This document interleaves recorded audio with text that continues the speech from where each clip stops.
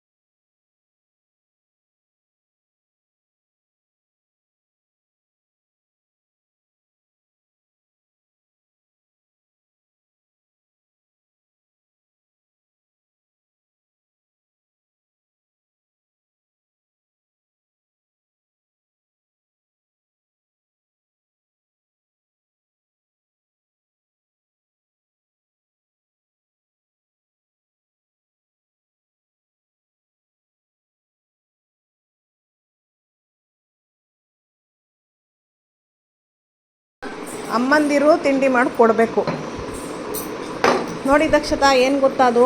ಹಾಂ, ಅಲ್ಲ, ಕಾಳುಗಳದ್ದು ಕಾಳು, ಹೆಸ್ರು ಕಾಳು, ಕಡಲೆಕಾಳು, ತಡ್ನಿ ಕಾಳು ಎಲ್ಲ ಹಾಕಿದ್ದೀನಿ. ಹಾಗಾಗಿ ಅದಕ್ಕೇನು ಹಾಕಿಲ್ಲ. ಟೇಸ್ಟ್ ನೋಡಿ ಹೇಗಿದೆ ಹೇಳಿ. ಬೇಕಾದಷ್ಟು ಕೆಲಸ ಇದೆ. ಒಗ್ಗರಣೆ ಹಾಕಿದ್ರೆ ಎಣ್ಣೆ ತಾನೇ, ಜಾಸ್ತಿ ಎಣ್ಣೆ ಬೇಕಾ?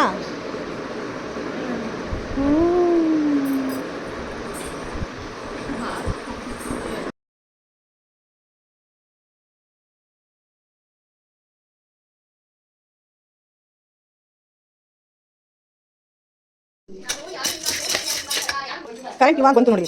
ನಾನು ಗೋವಾನಲ್ಲೇ ರೋಸ್ಟ್ ಮಾಡ್ಕೊಳ್ಳೋಣ ಅಂದರೆ ಕರೆಂಟ್ ಹೋಯ್ತು. ಇವಾಗ ಬಂತು, ಏನೋ ಆಗುತ್ತೆ ನೀವು.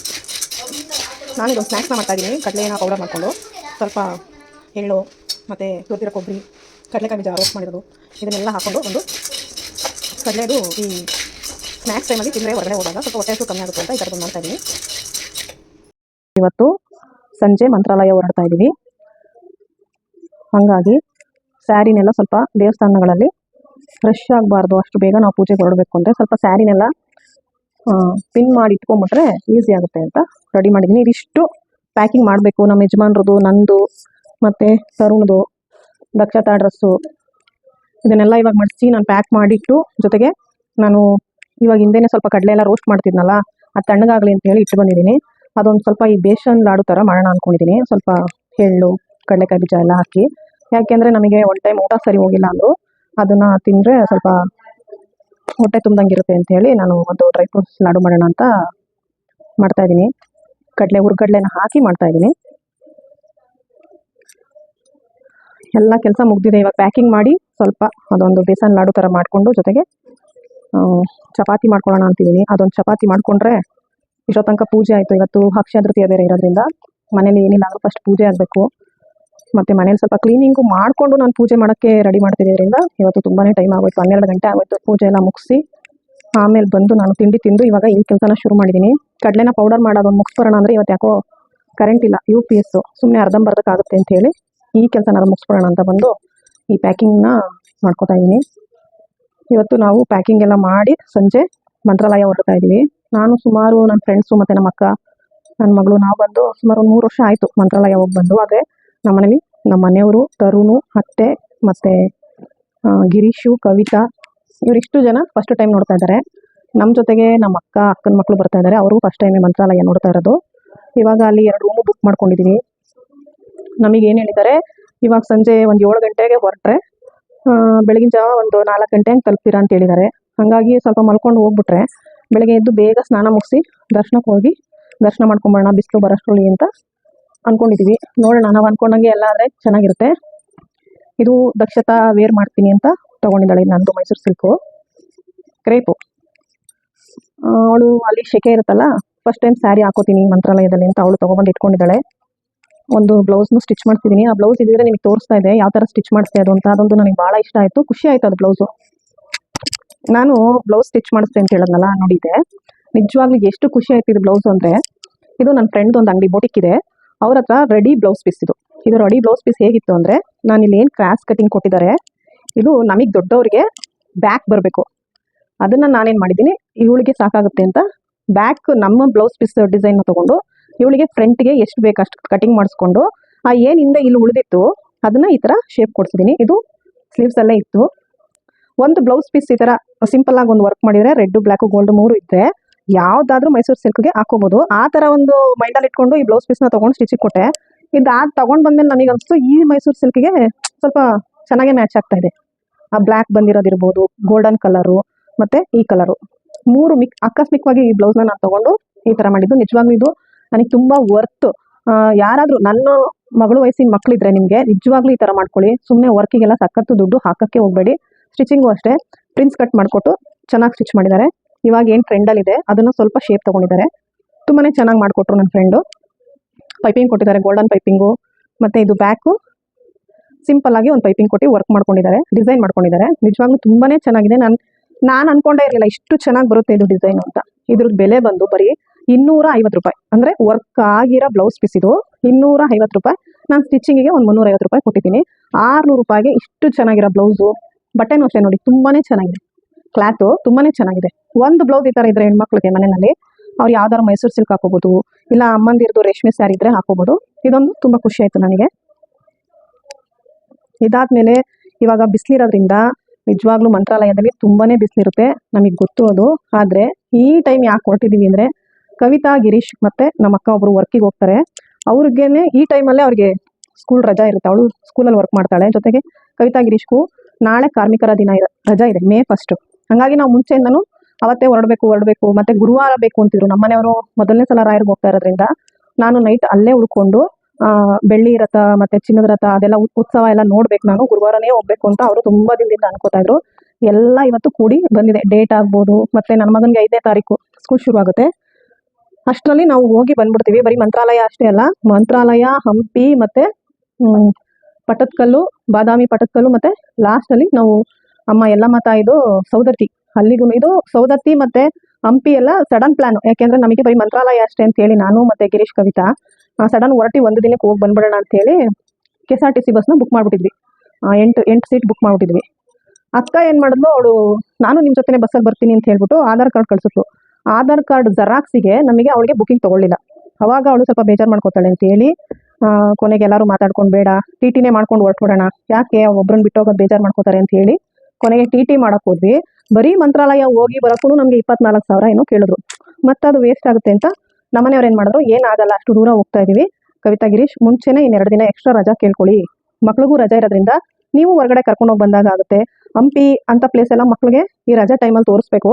ನಮಗೆ ಸ್ಕೂಲು ಕಾಲೇಜ್ಗಳಿಂದ ಕರ್ಕೊಂಡೋಗ್ತಾ ಇದ್ರು ಅಲ್ಲಿಗೆಲ್ಲ. ಈಗ ಮಕ್ಕಳನ್ನ ಯಾರು ಅಲ್ಲಿಗೆಲ್ಲ ಕರ್ಕೊಂಡೋಗಲ್ಲ. ವಂಡರ್ಲಾ, GRS ಈ ಥರ ಬುಕ್ ಮಾಡ್ಬಿಡ್ತಾರೆ ಸ್ಕೂಲ್ಗಳಲ್ಲಿ. ನೀವಾದರೂ ಕರ್ಕೊಂಡು ಹೋಗೋಣ ಬನ್ನಿ ಅಂತ ಹೇಳಿ ಕವಿತಾ, ಗಿರೀಶ್ಗೆ ಮುಂಚೆನೇ ಒಂದು ವಾರ 2 ದಿನ ರಜಾನ ಎಕ್ಸ್ಟೆಂಡ್ ಮಾಡೋಕ್ಕೆ ಅವರು ಲೀವ್ ಕೇಳಿದ್ದಾರೆ. ಹಂಗಾಗಿ ಇವಾಗ ನಾವು 3 ದಿನ ಪ್ಲಾನ್ ಮಾಡಿಕೊಂಡು ಹೊರಡ್ತಾ ಇದೀವಿ. ಒಟ್ಟಲ್ಲಿ ಬಿಸಿಲಂತೂ 100% ಇದೆ ಅಂತ ನಮಗೆ ಗೊತ್ತು. ಹಂಗಾಗಿ ಎಲ್ಲರೂ ಮಂತ್ರಾಲಯದಲ್ಲಿ ಮತ್ತು ಎಲ್ಲೆಲ್ಲಿ ನಮಗೆ ಇದು ಸ್ಲಿಪ್ಪರ್ ಯೂಸ್ ಬೇಡ ಅಂತ ಇರುತ್ತೆ ಅಲ್ಲೆಲ್ಲ ಸ್ವಲ್ಪ ಸಾಕ್ಸ್ಗಳನ್ನ ಯೂಸ್ ಮಾಡೋಣ ಅಂದ್ಕೊಂಡು ಸಾಕ್ಸ್ಗಳನ್ನ ಇಟ್ಕೋತಾ ಇದ್ದೀವಿ. ಕ್ಯಾಪ್ಗಳನ್ನ ತೊಗೋತಾ ಇದ್ದೀವಿ. ನೀವು ದಯವಿಟ್ಟು ಯಾರು ಹೊರಡೋರಿದ್ರೆ ದಯವಿಟ್ಟು ಕ್ಯಾಪು, ಸಾಕ್ಸು ಆದಷ್ಟು, ಮತ್ತು ಛತ್ರಿ. ಇನ್ನು ಅತ್ತೆ, ಇವಾಗ ನಾವು ಅತ್ತೆನ ಫಸ್ಟ್ ಟೈಮ್ ಕರ್ಕೊಂಡು ಹೋಗ್ತಿದ್ದೀವಿ, ತುಂಬ ಬಿಸಿಲಿರುತ್ತೆ. ನನಗೆ ಅದೇ ಭಯ, ಅತ್ತೆಗೆ ಸ್ವಲ್ಪ ಬಿಸಿಲೂ ತಡೆಯಲ್ಲ ಅವರು ಮತ್ತು ಚಳಿನೂ ತಡೆಯಲ್ಲ. ದಕ್ಷತೆ ತುಂಬ ಹಿಂಸೆ ಮಾಡೋದು, ಬನ್ನಿ ಅಜ್ಜಿ ಹೋಗೋಣ ಅಂತೇಳಿ ಸರಿ ಕರ್ಕೊಂಡು ಹೋಗ್ಬೇಡ, ಅಲ್ಲಿಗೆ ಒಂದು 3 ದಿನ ಅಂಗಡಿ ಕ್ಲೋಸ್ ಮಾಡಿ ಅಂತ ಡಿಸೈಡ್ ಮಾಡಿದ್ದೀವಿ. ಈ ಸಾಕ್ಸು ಎಲ್ಲ ಅವ್ರಿಗೋಸ್ಕರನೇ. ಫಸ್ಟು ಅವ್ರನ್ನ ಹುಷಾರಾಗಿ ಕರ್ಕೊಂಡ್ಬಿಟ್ರೆ ನನಗೆ ಸಮಾಧಾನ. ದಯವಿಟ್ಟು ನೀವು ಯಾರು ರೆಡಿ ಆಗೋರಿದ್ದರೆ ದಯವಿಟ್ಟು ಕ್ಯಾಪು ಮತ್ತು ಸಾಕ್ಸ್ ಅಂತೂ ಮಿಸ್ ಮಾಡಲೇಬೇಡಿ. ಯಾಕೆಂದರೆ ಅಲ್ಲಿ ನಾನು ಈಗ ಒಂದು 3 ವರ್ಷ ಹಿಂದೆ ಹೋದಾಗ ತುಂಬ ಬಿಸಿಲು. ನಮಗೆ ಒಂದು ಫೋಟೋಸ್ ತಗೊಳ್ಳೋಣ ರಾಯರ್ದು ಟೆಂಪಲ್ ಮುಂದೆ ಅಂದ್ರೂ ನಿಂತ್ಕೊಳ್ಳೋಕ್ಕೆ ಆಗ್ತಾ ಇರಲಿಲ್ಲ, ಅಷ್ಟು ಬಿಸಿಲಿತ್ತು. ಅದು ಅನುಭವ ನನಗಿರೋದ್ರಿಂದ ನಾನು ಈ ಸರಿ ನಮ್ಮ ಜೊತೆ ಬರೋ ನಮ್ಮ ಅಕ್ಕನ ಮನೆಯವರಿಗೆ ಮತ್ತು ನನ್ನ ತಂಗಿಗೆ ಅವ್ರಿಗೂ ಹೇಳಿದ್ದೀನಿ, ಸಾಕ್ಸ್ಗಳನ್ನ ಮಿಸ್ ಮಾಡದೆ ತೊಗೊಳ್ಳಿ. ಸ್ಲಿಪ್ಪರ್ ಅಂತೂ ಹಾಕೋಕ್ಕಾಗಲ್ಲ, ದೇವಸ್ಥಾನ ತುಂಬ ದೊಡ್ಡದಿದೆ. ಹಾಗಾಗಿ ದಯವಿಟ್ಟು ನೀವು ಯಾರು ಒನ್ ಡೇ ಹೋಗಿ ಬರ್ತೀವಿ ಅಂತ ಹೊರಟಿದ್ರು ಸಾಕ್ಸ್ನ ಮಾತ್ರ ಮಿಸ್ ಮಾಡಲೇಬೇಡಿ. ನಂದು ಇವಾಗ ಇಷ್ಟು ಪ್ಯಾಕಿಂಗ್ ಮಾಡಿ ನೆಕ್ಸ್ಟ್ ಏನು ಮಾಡ್ತೀನಿ ಅಂತ ವಿಡಿಯೋ ಮಾಡಿ ಹೇಳ್ತೀನಿ.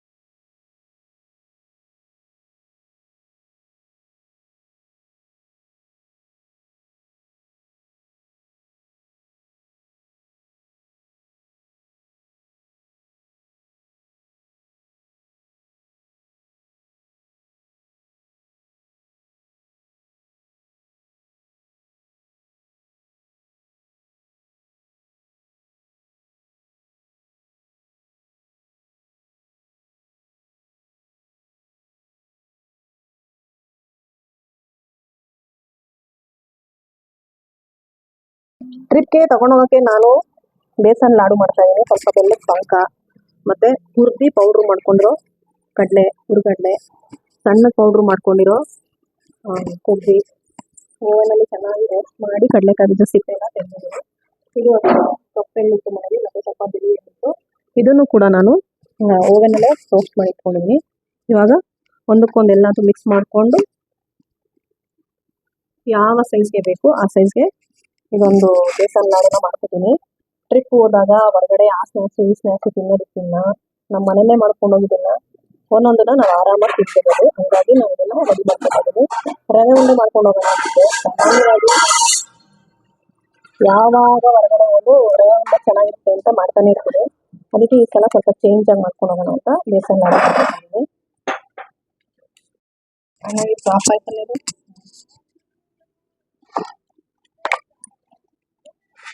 ಇದು ಚಪಾತಿ ಹಿಟ್ಟು ಸುಮಾರು ಇವತ್ತು ರಾತ್ರಿ ನಮಗೆ ಸಂಜೆಗೆ ಹೊರಡೋಕ್ಕೂ ಮುಂಚೆ ಚಪಾತಿ ಟೊಮೊಟೊ ಗೊಜ್ಜು ತಿಂದು ಅಲ್ಲಿಗೆ ಒಂದು 25-30 ಚಪಾತಿ ತೊಗೊಂಡೋದ್ರೆ ನಮಗೆ ಶುಕ್ರವಾರ ಬೆಳಗ್ಗೆ ತಿಂಡಿಗೆ ಆಗುತ್ತೆ. ಎಣ್ಣೆ ಹಾಕ್ದಂಗೆ ಒಂದು ಒಳ್ಳೆ ಕಾಟನ್ ಬಟ್ಟೆನಲ್ಲಿ ಪ್ರೆಸ್ ಮಾಡಿ ಬೇಯಿಸಿಟ್ರೆ ತಣ್ಣಗೆ ಆದಮೇಲೆ ನೀಟಾಗಿ ಎತ್ತಿಟ್ಕೊಂಡ್ರೆ ಒಂದಿನ 2 ದಿನ ಆದರೂ ಚಪಾತಿ ಏನೂ ಆಗಲ್ಲ. ಇದಕ್ಕೆ ಕೆಂಪುದು ಬ್ಯಾಡಿಗೆ ಮೆಣಸಿನ್ಕಾಯಲ್ಲಿ ಖಾರ, ಅದು ಅಕ್ಕ ಮಾಡ್ತಾಳೆ ಆಂಧ್ರ ಸ್ಟೈಲು. ನಮ್ಮ ಭಾವ ಅವರ ಕಡೆಯದು ಅದನ್ನು ಮಾಡ್ಕೋಬಾ ಅಂತ ಹೇಳಿದ್ದೀನಿ. ಖಾರ ಇರಲ್ಲ, ಮಕ್ಕಳು ಕೂಡ ತಿನ್ಬೋದು. ಅದಕ್ಕೆ ಸ್ವಲ್ಪ ಒಗ್ಗರಣೆನೂ ಹಾಕಿರ್ತಾಳೆ, ಸಾಸಿವೆ ಎಣ್ಣೆ ಹಿಂಗು ಹಾಕಿ ಚೆನ್ನಾಗಿರುತ್ತೆ. ನಾವು ತಿಂದಿದ್ದೀವಿ, ಹಾಗಾಗಿ ಅದನ್ನು ಮಾಡ್ಕೋಬಾ ಅಂತ ಹೇಳಿದ್ದೀನಿ. ನಮಗೆ ಸಂಜೆಗೆ ಹೋಗೋಕ್ಕೆ ಚಪಾತಿಗೆ ಟೊಮೊಟೊ ಗೊಜ್ಜು. ಇದು ಮಂತ್ರಾಲಯದಲ್ಲಿ ನಾವು ಯಾವ್ಯಾವ ಪೂಜೆಗೆ ಬರ್ಸಿದೀವಿ ಅದ್ರದ್ದು ರಿಸಿಪ್ಟ್ಗಳನ್ನ ಡೌನ್ಲೋಡ್ ಮಾಡ್ಕೊಂಡು ಹೋಗಿ ನಾವು ಅಲ್ಲಿ ಕೊಟ್ಟರೆ ನಮಗೆ ಅದಕ್ಕೆ ಏನಾದರೂ ಪ್ರಸಾದ ಇದ್ರೆ ಅದನ್ನ ಕೊಡ್ತಾರೆ. ನಾನು ಇವಾಗ ಒಂದು 3 ವರ್ಷದ ಹಿಂದೆ ಹೋದಾಗ ಪಾದ ಪೂಜೆಗೆ ಬರ್ಸಿದ್ದೆ. ಅವಾಗ ನನಗೆ ಒಂದು ದೇವ್ರ ಮೇಲೆ ಹಾಕಿ ಶಮ್ಯ ಮತ್ತೆ ಒಂದು ಪ್ರಸಾದ ಕೊಟ್ಟಿದ್ರು. ತುಂಬಾ ಥರದ್ದು ಬರ್ಸಿದ್ದೀವಿ. ಈ ಸಲ ಪಾದ ಪೂಜೆ ಬರ್ಸ್ಕೊಂಡಿದ್ದೀನಿ. ಅಕ್ಕನ ಮನೆಯಲ್ಲಿ ಪಂಚಾಮೃತ ಅಭಿಷೇಕಕ್ಕೆ ಬರ್ಸ್ಕೊಂಡಿದ್ದಾರೆ, ಮತ್ತೆ ಫಲ ಪೂಜೆಗೆ ಬರ್ಸ್ಕೊಂಡಿದ್ದಾರೆ. ನನ್ನ ಸ್ನೇಹಿತರಿಗೂ ಇಬ್ಬರಿಗೆ ಪಾದ ಪೂಜೆಗೆ ಬರ್ಸಿದ್ದೀನಿ. ಇದನ್ನ ತಗೊಂಡೋಗಿ ಕೊಟ್ರೆ ಒಂದೊಂದ್ಸರಿ 5 ಚೀಟಿಗಳಿದ್ರೆ ಡೈರೆಕ್ಟ್ ದರ್ಶನ ಬಿಡ್ತಾರೆ ಅಂತ ಹೇಳ್ತಾರೆ. ಈ ಸರಿ ಏನ್ ಮಾಡಿದ್ದಾರೆ, ನಾನು ಒಂದೊಂದ್ಸಲ ಚೇಂಜ್ ಆಗಿರುತ್ತೆ. ಈ ಸಲ ಏನ್ ಮಾಡಿದ್ದಾರೆ ನೋಡೋಣ. ಇದನ್ನು ತೆಗೆದಿಟ್ಕೊಂಡಿದ್ದೀನಿ. ದಯವಿಟ್ಟು ಯಾರ ಈ ಥರ ಆನ್ಲೈನಲ್ಲೇ ಬುಕ್ ಮಾಡ್ಕೊಂಡ್ರೆ ಈ ಟಿಪ್ಸ್ ಮಾತ್ರ ಮಿಸ್ ಮಾಡ್ಬೋದು. ದಯವಿಟ್ಟು ತಗೊಂಡೋಗಿ.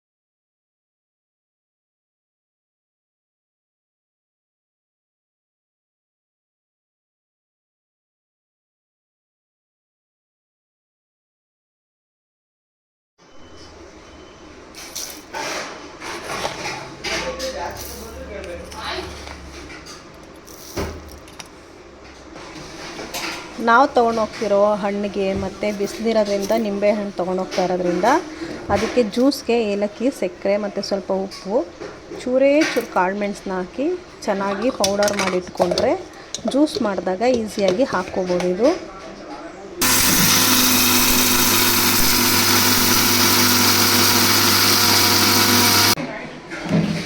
ಸಾಮಾನ್ಯವಾಗಿ ಎಲ್ಲರೂ ಸ್ವಲ್ಪ ಸಕ್ಕರೆ ಏಲಕ್ಕಿ ಹಾಕಿ ಪುಡಿ ಮಾಡ್ಕೊಂಡಿರ್ತಾರೆ. ನಾನು ಸ್ವಲ್ಪ ಉಪ್ಪು ಮತ್ತು ಕಾಳುಮೆಣಸು ಹಾಕಿ ಪುಡಿ ಮಾಡಿ ಇಟ್ಕೊಂಡಿದ್ದೀನಿ. ಇದು ನಾವು ಅಲ್ಲಿ ಹೊರಗಡೆ ಹೋದಾಗ ನಿಂಬೆಹಣ್ಣು ಜ್ಯೂಸ್ ಮಾಡಿದ್ರು ಹಾಕ್ಕೊಳ್ಳೋಕ್ಕೆ ಈಸಿ ಆಗುತ್ತೆ ಅಂತ. ಆಯಿತು, ಎಲ್ಲ ರೆಡಿಯಾಗಿದೆ. ಈಗ ಪ್ಯಾಕ್ ಮಾಡ್ಕೋಬೇಕು. ಫೈನಲ್ ಆಗಿದ್ದ ತಕ್ಷಣ ಒಂದು ಸತಿ ಮನೇನ ಕ್ಲೀನ್ ಮಾಡಿ ಒರೆಸ್ತಾವಳೆ. ಇನ್ನೇನಿಲ್ಲ, ಈಗ ಎಲ್ಲ ಉಳಿದ ಪಾತ್ರೆ ತೊಳೆಯೋಕೆ ಪಾಪ ನಮ್ಮ ರತ್ನಮ್ಮವ್ರು ಕರೆದೆ, ಅವರು ಬಂದು ಪಾತ್ರೆ ಎಲ್ಲ ತೊಳಿತಾ ಇದ್ದಾರೆ. ಇನ್ನು ಕ್ಲೀನಾಗಿ ದೇವ್ರ ದೀಪ ಹಚ್ಬಿಟ್ಟು ಒಂದೊಂದು ಅಡುಗೆ ಮನೆ ನೋಡಿ ಎಲ್ಲ ಹೆಂಗಾಗ್ಬಿಟ್ಟಿದೆ. ಈಗ ಕ್ಲೀನಾಗಿ ಅಡುಗೆ ಮನೆ ಕ್ಲೀನ್ ಮಾಡಿ ಕೈಕಾಲು ಮುಖ ತೊಳ್ಕೊಂಡು ದೇವ್ರ ದೀಪ ಇಟ್ಟರೆ ಹೊರಡೋದಷ್ಟೇ. ಊಟ ಮಾಡು ಕವಿತಾ. ಚಪಾತಿ ಟೊಮಟೊ ಗೊಜ್ಜು ಎಲ್ಲ ರೆಡಿಯಾಗಿದೆ. ಆದ್ಯ ತಿಂಡಿ ತಿಂತಾ ಇದ್ದಾಳೆ. ಬೇಗ ಬೇಗ ತಿನ್ನು ಆದ್ಯ, ಟೈಮ್ ಆಯಿತು. ಎಲ್ಲರದು ಲಗೇಜ್ ರೆಡಿಯಾಗಿದೆ. ನಮ್ಮತ್ತೆ ಫಸ್ಟ್ ಟೈಮು ಮಂತ್ರಾಲಯಕ್ಕೆ ಹೋಗ್ತಾ ಇದ್ದಾರೆ. ದೇವರು ಅವ್ರಿಗೆ ಇಷ್ಟ ಬಂದಂಗೆ ಹಾರೈಸಲಿ ನಮ್ಮತ್ತೆಗೆ. ಇನ್ನೇನತ್ತೆ ಖುಷಿನೇನತ್ತೆ ನಿಮಗೆ? ದೇವ್ರು ನೋಡಿದ್ಮೇಲೆ ಇನ್ನೂ ಖುಷಿ ಆಯಿತು. ಚಪಾತಿ ಎಲ್ಲ ರೆಡಿಯಾಗಿದೆ. ಟೊಮೊಟೊ ಗೊಜ್ಜು, ಸ್ವಲ್ಪ ಸ್ನ್ಯಾಕ್ಸು.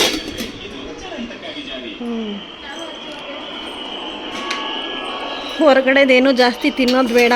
ಟೈಮ್ ಇದ್ದರೆ ಮಾಡ್ಕೊಳಕ್ಕೆ ಒಂದು ಗ್ಯಾಸು, ಕಾಫಿ ಟೀ, ಸ್ವಲ್ಪ ಪಾತ್ರೆ ಅಡುಗೆ ಮಾಡ್ಕೊಳಕ್ಕೆ. ಇವಾಗ ಟಿ ಬಂದ ತಕ್ಷಣ ಎಲ್ಲನೂ ಜೋಡಿಸ್ಬಿಡೋದೆ. ಕವಿತಾ ಚಪಾತಿ ಚೆನ್ನಾಗಿದೆಯಾ? ಟೊಮೊಟೊ ಗೊಜ್ಜು ಚೆನ್ನಾಗಿದೆಯಾ? ನಿಮ್ಮ ಭಾವ ಖಾರ ಖಾರ ಅಂತ ಬೈದ್ರು ಕವಿತಾ.